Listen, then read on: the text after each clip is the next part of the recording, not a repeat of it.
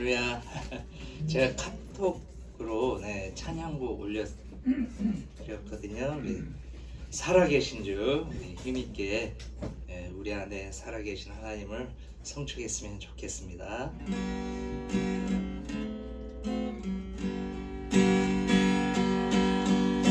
주 하나님 복생자 예수 날 위하여 오시었네. 내 모든 죄 용서하시고 죽음에서 부활하신 나의 구세주 살아계신 주 나의 참된 소망 걱정인지 전혀 없네. 사랑해 주네 갈 길인 뭐하니 내 모든 삶의 기쁨 늘 충만하네. 주 안에서 거듭난 생명 보이시는 주의 사랑 참 믿는다. 확신 가지고 예수님의 도우심을 믿으며 살리. 살아계신 주 나의 참된 소망 걱정이지 전혀 없네. 사랑의 주에 갈 길인 노아리 내 모든 삶의 기쁨 늘 충만하네. 그 언젠가 주의 때까지 주를 위해 싸우리라.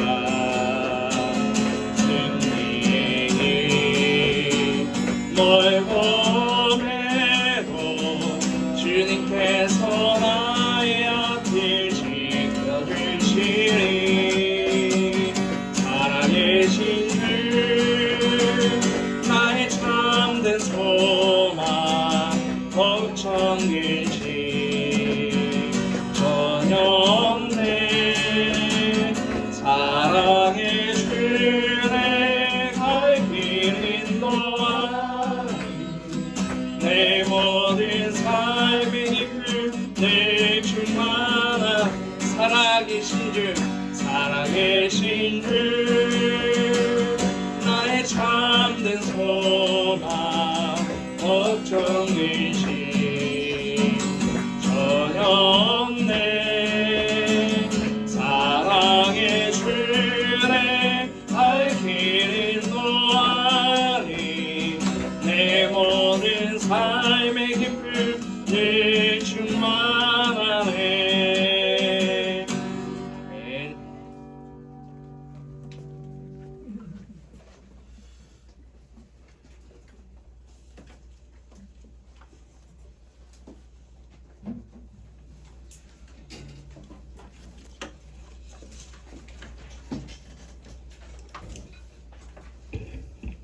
기도하겠습니다. 하나님 감사합니다. 오늘도 저희를 주님의 기뻐하시는 뜻대로 불러주시고 또 주님의 말씀과 신학으로 우리를 새롭게 하고 무장되게 하실 우리 주님을 찬양합니다. 우리 마음 문이 열려지게 도와주시고 우리의 굳어진 마음들이 깨뜨려지고 주님의 그 기뻐하시고 선히 여기시는 뜻대로 새롭게 되는 은혜가 임하게 도와주시옵소서. 함께 하실 우리 주님을 찬양합니다. 예수 그리스도 이름으로 기도합니다. 아멘.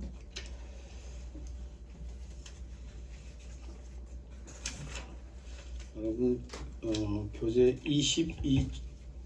22페이지죠. 하나님의 속성 할 차례죠.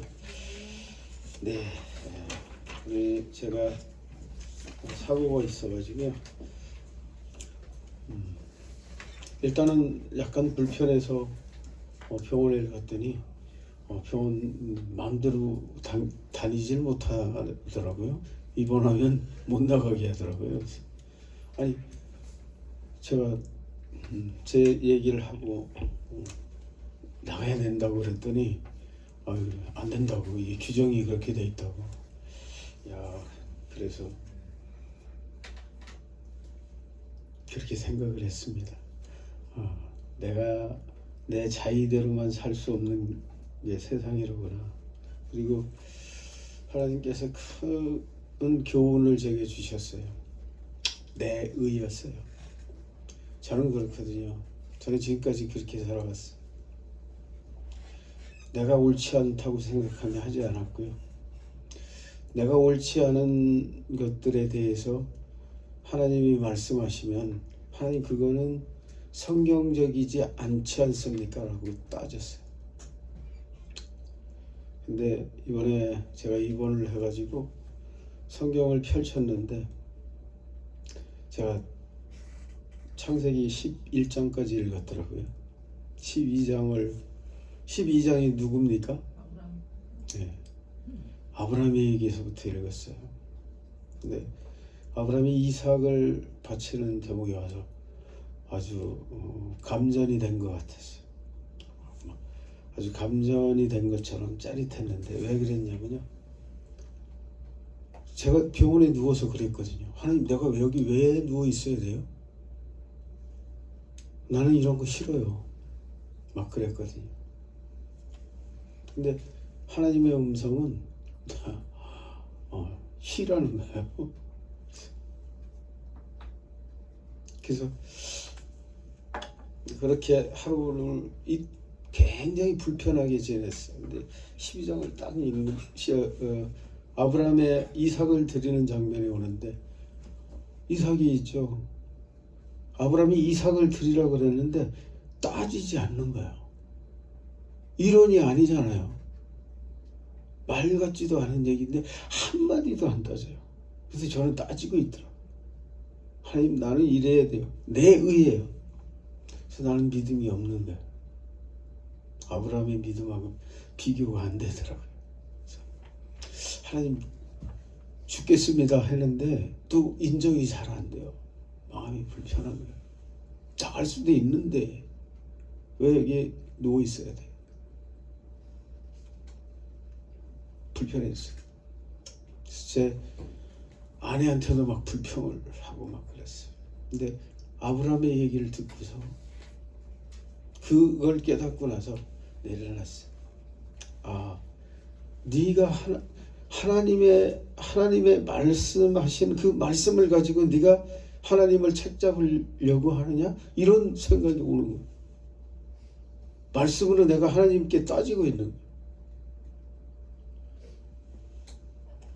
여러분, 그게 깨져야 되겠더라고요. 그게 깨져가지고 이 며칠이 저희는 너무 좋았어요. 사람들에게 자유해졌고요. 그걸 깨트리니까 자유해지더라고요. 성경을 읽었어요. 탕비 실었어요. 그냥 조용하게 읊조리듯이 읽었어요.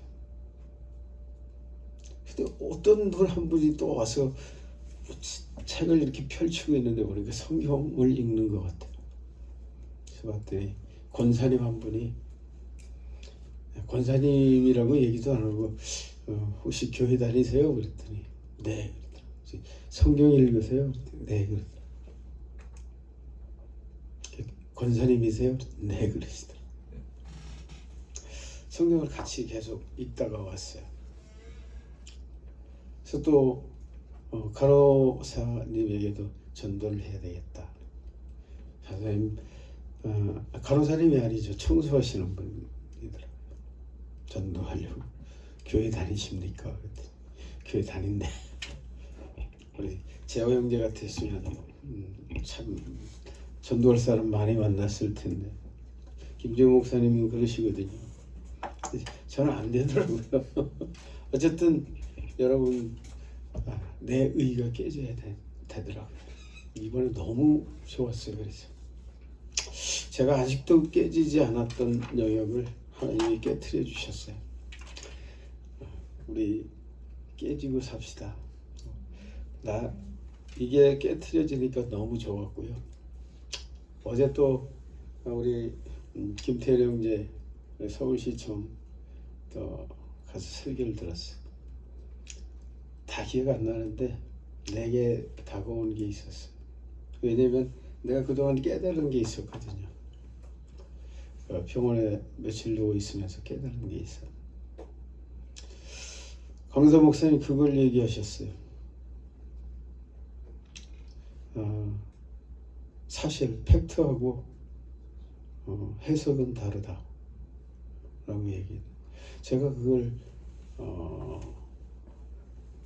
그 간접적으로 이해하고 있었던 얘기를 하죠. 그래요. 세상 사람들은 여러분에 대해서 별 얘기를 다 할 수도 있어요. 나에 대해서도 그래요. 윤관석이 근데 내가 지금 병원에 있어요. 병원에 있는 게 팩트잖아요. 그죠? 병원에 있는 거는 팩트고 사람들이 뭐 실학교도 안 하고 뭐 그냥 병원에 누워 있어. 그거는 해석이잖아요. 그죠? 여러 가지 말을 할 수가 있어요. 근데 중요한 거는 팩트잖아요. 사실이잖아요. 나는 그냥 누워 있었어요. 그렇게 죽을 둥 살 둥 아픈 것도 없었어요. 사실 누워 있었어요. 보험회사 내가 아는 분 두 분이 입원하라고 그러고 차 고치러 가는 그분도 빨리 입원하라고 그러고 주변에서 다 입원하라고 그러는. 입원을 왜 해요? 안 해요 나는. 근데 생명보험회사 사람이 입원하세요. 책임 못 집니다. 그래서 진료라도 받으세요. 우리 보험회사. 그쪽 보험회사가 아니고. 저도 불렀었거든요. 그래서 갔어요. 가서 갇혔어요. 근데 기도했어요. 나가야죠 하나님. 너무 당연하게. 죽든지 살든지 가야 되잖아요. 근데 하나님이 아니라 그랬어요. 내 가치관이 무너지는 것 같은 거예요. 난 이렇게 살지 않았는데 한 번도. 가치관이 무너지는 것 같았어요. 그래서 너무 불편했어요. 밤잠을 못 잤어요. 꿈이 뒤숭숭해. 진짜로 꿈자리가 뒤숭숭했어요. 내 자신을 깨트리는 게 쉽지 않더라고요. 그래서 지금은 그것마저도 깨뜨렸습니다. 이삭을 바쳐라 하면 바쳐야 되는 거라구나. 죽은 듯이 누워 있어라 그러면 누워 있어야 되는구나. 이유는 묻지 않는. 그리고 그걸 어제 깨달았다고 그랬잖아요. 그걸 제가 깨달은 걸 어제 그 목사님이 얘기해 주시고 해석은 하나님께 있다. 네가 어떻게 하는 것은 내가 결정하지 네가 결정하는 게 아니라는 거예요. 이해되세요? 우리 그랬으면 좋겠어요. 우리 신학은 왜 배웁니까?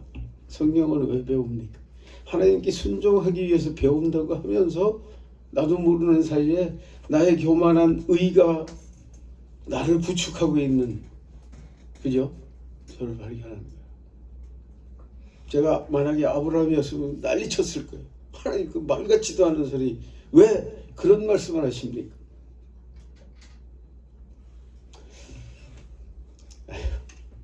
격일로 갔네요. 그죠? 하여튼 그랬습니다. 여러분 우리가 신학을 공부하고 성경을 공부하는 것은 하나님의 사람이 되는 거라고 저는 믿어요. 하나님의 사람이 되는 거 말고 우리가 추구해야 될 가치가 어디 있어요? 내 잘난 맛이요? 내 기준으로 윤리를 정해놓고 사는 거요? 저 그렇게 살았어요. 저 뒤에 있는 제 아내가 저를 더 잘 알겠죠. 저 상대할 가치가 없다 그러면 아무 소리 안 해요. 안 만나요. 그거 끝이에요. 그렇게 살아왔어요. 그런 나만의 아집을 쌓아놓고 살았던 거죠. 그래서 여러분들에게 혹시 조금이나마 도움이 될까 봐 제가 며칠 느낀 걸 말씀드렸습니다. 교재로 들어가겠습니다. 우리가 지난번에 공부했던 것, 우리 16쪽에 보면 신의 존재에 관한 소위 이성적인 논증들 있죠. 존재론적 논증은 뭘까요? 이 존재를 보면 뭐가 생각나나요? 그 존재를 설계하고 만든 사람이 보이겠죠. 그죠? 그걸 유추할 수 있겠죠. 이거는 이거를 보면 뭘 볼 수가 있을까요? 이걸 보면은 이걸 설계하고 만든 목적이 있겠죠. 그죠? 이런 개념들이에요. 그래서 그런 것들이었고, 안셀무스의 논증이 바로 그런 것들이었고요. 두 번째는 우주론적 논증입니다. 일반 계시적 관점이라고도 할 수 있겠죠. 자연현상의 존재를 통해서 신을 추론할 수밖에 없는 우주를 보며 이런 것들이 되겠죠. 그리고 17쪽 맨 아래 보면 목적론증, 이것도 비슷한 거죠. 목적은 목적은 뭐예요? 내가 어떤 목적을 가지고 있으면 그것을 어떤 목적에 대한 것들을 만들게 되겠죠. 그죠? 그리고 그것을 설계하고 만들게 되겠죠. 이 비슷한 논리예요. 존재론적 논증하고요. 근데 반대 개념으로 이해하시면 될 거예요. 그래서 이 만들어진 것을 보고 유추해 가는 게 존재론적 논증이라고 하면, 목적론적 논증은 이 목적을 통해서 그죠? 설계하고 만들어가는 그런 반대 개념으로 이렇게 볼 수도 있겠죠. 그런 것들이었고요. 그 뒤에 보면은 18쪽은 시계를 통한 논증 쭉 나오죠. 그리고 19쪽에 도덕적 논증, 도덕 개념. 여러분, 제가 지금 조금 아까 저의 의의 개념, 제 윤리의 개념에 대해서 말씀드렸습니다. 근데 제 윤리는 어디서 나왔습니까? 제가 만들었나요? 우리 아버지가 만들어주신 것도 아니에요. 우리 조상이 만들어준 것도 아니에요. 어느 만큼은 있어요. 근데 내 양심의 윤리는, 그죠? 내가 습득하고 배운 윤리는 있을 수 있지만 내 양심의 윤리는, 그죠? 제가 만든 게 아니겠죠. 그래서 우리가 이 도덕적인 개념으로 살아갈 수 있는 것, 이런 것들은 내 안에서 이런 것들을 심어주신 누군가가 있겠죠. 그러면 교훈적이고 교육적인 것은 이 부모나, 그죠? 선생이나 주변을 통해서 배울 수 있겠죠. 그런데 내 내면에 새겨진, 그죠? 내 본성적인 도덕적 개념은 누군가가 나에게 심어준 거 아니겠어요? 그런 의미로 바라볼 수도 있는 것이 도덕적 논증이죠. 바로 선과 악, 그름과 이 옳음, 이런 것들은 우리의 어떤 소산이 아니라, 그죠? 우리 양심이, 그러면 세상의 윤리, 공자의 여러 가지가 있잖아요. 공자, 맹자 다 있잖아요. 이 사람들이 그럼 처음서부터 이런 것들을 정리해 왔는데, 처음서부터 그 마음에 주신 것들은 누군가에 의해서 주어진 거 아니겠어요? 그죠? 그게 인간이 아니라 신이라는 얘기죠. 그래서 그런 개념으로 정리하는 것이라고 볼 수 있고요.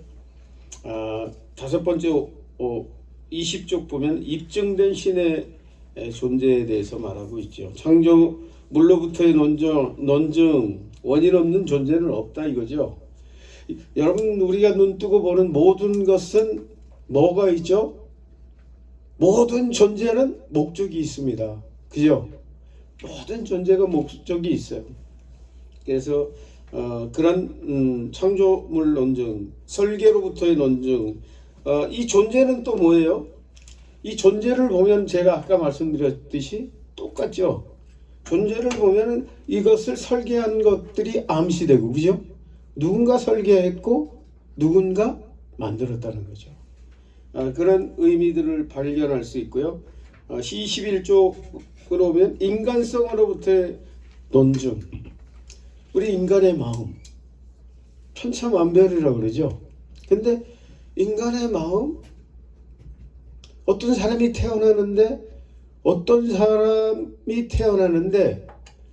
선인일 수도 있고 악인일 수도 있어요. 근데 일반되질 않아요. 다 악만 있고 다 선만 있습니까?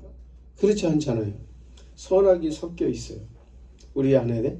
그런 모든 우리 인간성은 어디서부터 온 것인가? 이런 것들을 통해서 우리가 하나님을 논증하는 거고요. 역사로부터의 논증. 역사는, 여러분, 역사의 주인은 누구입니까? 역사의 주인은 누구예요? 하나님이십니다. 여러분, 하나님이시고요.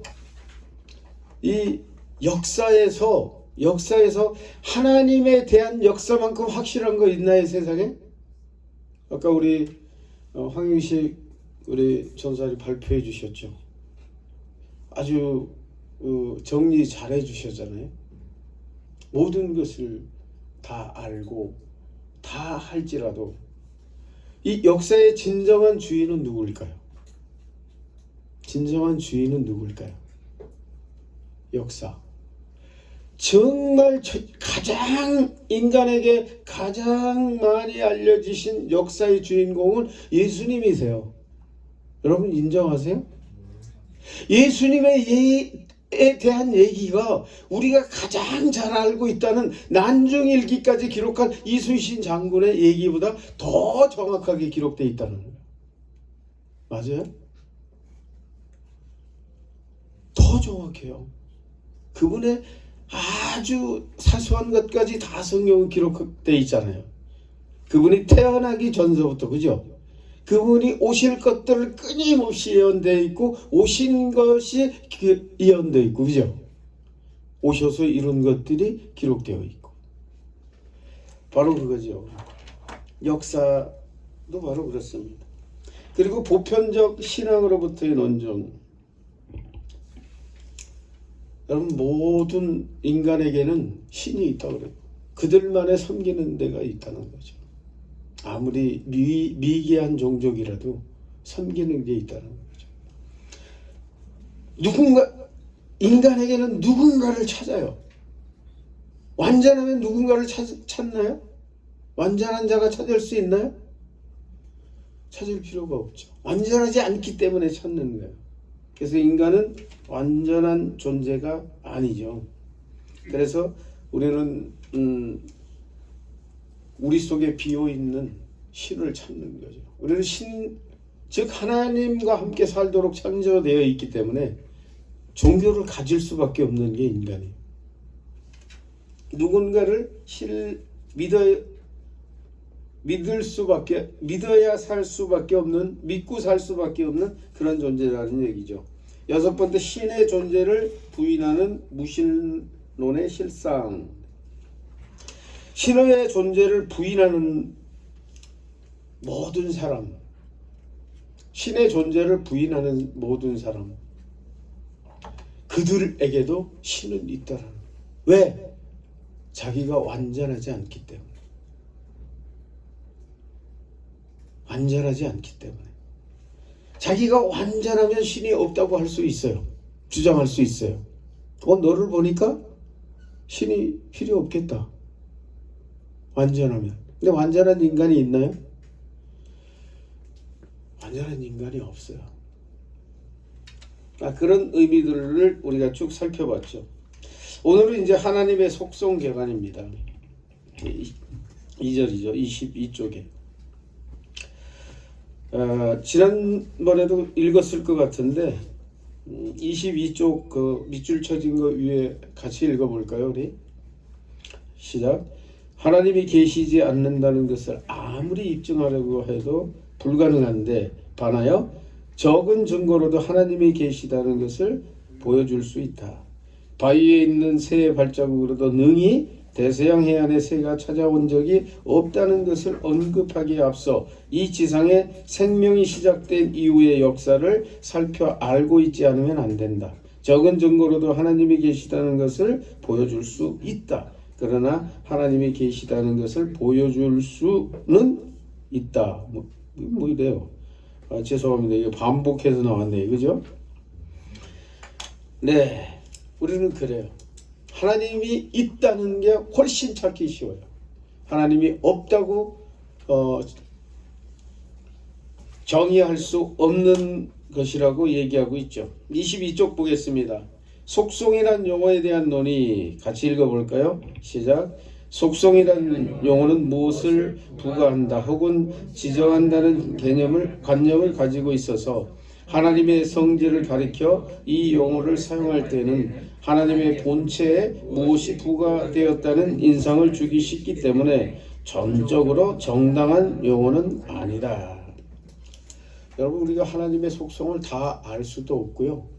우리가 하나님의 속성을 정의할 수도 없죠. 그러나 우리가 분명하게 알 수 있는 것들을 정리한 것이다 라는 얘기입니다. 우리 23쪽에 보면 이렇게 돼 있죠. 우리가 속성이란 명칭을 사용할 때 하나님의 본체에 무엇이 부과되었다는 관념을 제외하도록 주의해야 한다. 하나님을 얘기할 때 하나님은 처음 뭐라고 얘기하셨어요? 모세에게? 하나님은 어떤 분이라고? 네, 스스로 있는 자이기 때문에 그렇습니다. 두 번째, 속성을 결정하는 방법 같이 읽어볼까요? 시작. 하나님의 속성을 결정하는 방법에 있어서 많은 사람들이 여러 가지 모양으로 생각하고 그 방법들을 제안하여 왔다. 중세기의 스콜라 신학자들은 자연신학의 체계를 구성하려는 시도에서 하나님의 속성을 결정하는 세 가지 방법을 설치하였다. 인과의 방법, 보이는 결과를 통해서 원인을 찾아가는 그런 방법들이죠. 근데 하나님은 보입니까? 그래서 보이지 않는 하나님을 우리가 형이상학적 하나님이라고 그러죠. 근데 이 보이지 않는 이 하나님을 어떻게 할 수는 있다고요? 인지할 수는 있다는 거예요. 그죠? 여러분은 다 하나님을 인지하시는 분들이잖아요. 하나님을 느끼고, 그죠? 느끼고 그분의 존재를 인정하는 그런 분들이죠. 그 밑에 굵은 글씨 한번 같이 읽어보죠. 시작. 이것은 결과에서 원인을 찾아 올라가면 최고의 원인이 있으니 그 최고 원인자는 속성이 있을 것이며 그 최고 원인은 반드시 비물질적일 것이다. 그런 거로 그것은 영이라고 하는 식으로 생각하는 방법이다. 이게 인과의 방법입니다. 두 번째, 그러니까 뭐예요? 보이지는 않지만, 그죠? 인지해 가는 거예요. 두 번째, 부정의 방법. 우리도 같이 읽어보겠습니다. 시작. 이 방법은 하나님의 피조물들이 가지고 있는 모든 불완전한 것은 완전자의 개념에 일치하지 않으므로 하나님의 개념에서 불완전을 제거하고 불완전에 반대되는 완전을 하나님께 기속시켜 하나님은 독립적이고 무한, 무량, 무형하시고 불멸적이시고 불과 완해하신 자로 말하는 방법이다. 즉 완전하신 하나님과 불완전한 피조물에 이렇게 피조물을 보면, 그리고 이 보면서 하나님에게 완전한 것을 귀속시키는 그런 것을 의미하는 거죠.